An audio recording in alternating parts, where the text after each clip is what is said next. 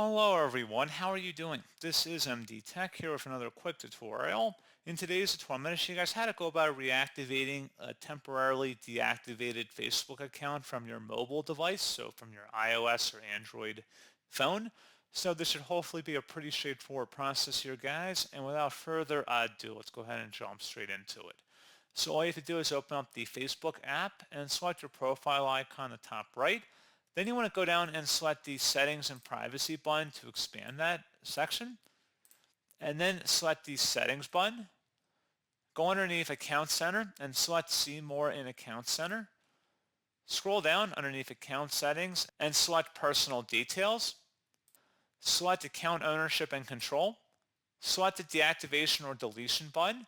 At this point, you would be able to go ahead and select your account and reactivate your account. It is possible that once you sign back into your account, once you've deactivated it the first time, it may already prompt you with a pop-up that you can select when you are coming back into your account.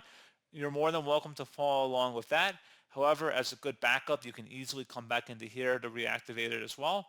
So pretty straightforward process, guys, on that. And as always, thank you for watching. I do hope I was able to help you out, and I look forward to catching you all in the next tutorial. Goodbye.